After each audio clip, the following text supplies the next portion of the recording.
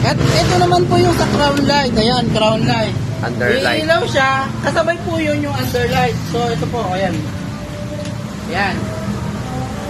Tapos, ito naman po yung extrang gulong.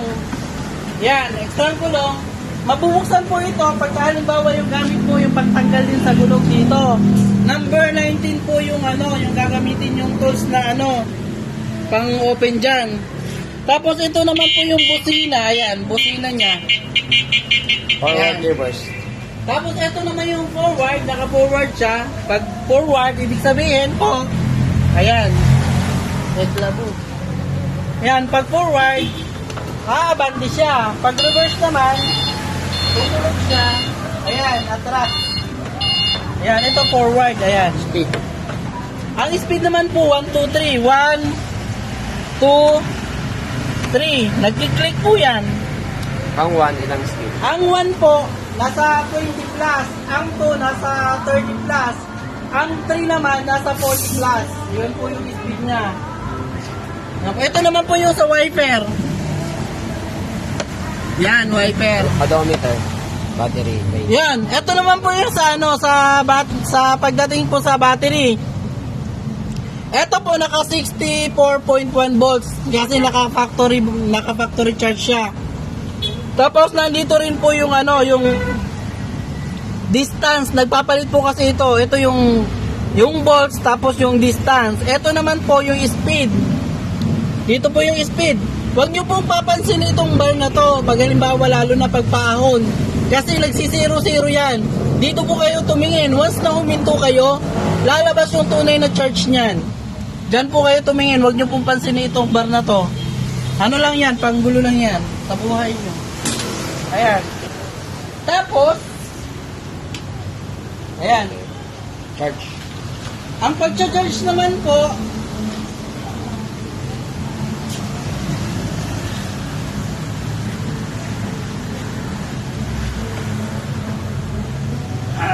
ayan.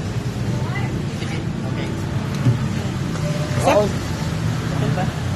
Sa pag-charge naman po, yung mga nagtatanong, paano ba mag-charge? Pwede po ang extension. Ito po, extension lang to. Manipis lang yung wire. Pwede po ang extension. Isaksak nyo muna sa kuryente. Ayan. Ayan, iilaw po siya. Kulay green, nabiblink yung konti.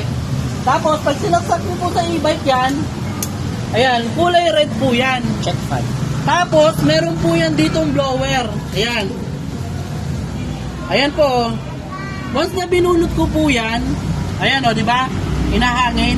Once na binulot ko yan, ayan. Eklabo.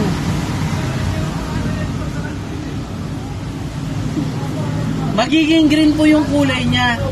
Ibig sabihin, pag nag-charge po kayo nito, pag naka-red pa, ibig sabihin, charging yan. Okay yung battery nyo, okay yung charger nyo. Pag halimbawang 8 hours na po, ang charging time po ay 8 hours. So pag 8 hours na po, na hindi pa rin full charge dahil sobrang nalobat, bunutin nyo muna yung charger, pahingahin ng 1 oras. Pagkatapos ng 1 oras na pahinga, i-charge nyo ulit hanggang ma-full charge na, kahit tulugan nyo na yun. Hindi na po yun mag-bloated kasi mag-automatic off na po yung charger natin. Kasi po, yung battery po natin, hindi po yun mabibigyan ng warranty pag halimbawa bloated po yung battery.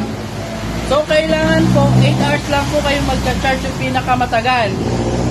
Pero kung naka 8 hours na kayo, pahingahin nyo muna ng 1 oras, after ng 1 hour, charge nyo ulit hanggang mag-full charge, kahit tulugan nyo na yun, hindi na yung mag-bloated kasi mag-automatic off na po yung charger natin. Kuha po. Paano mag-alaga ng charger? Tapos po yung charger po natin, dapat po pag halimbawa sa maulan tayo nagcha-charge, takpan nyo po.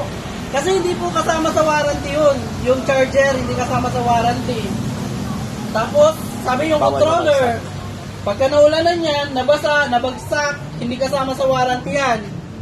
Tapos po yung controller, hindi rin po kasama sa warranty. Nag-overload kayo. Ang load capacity po ng e-bike natin is 300 kilos.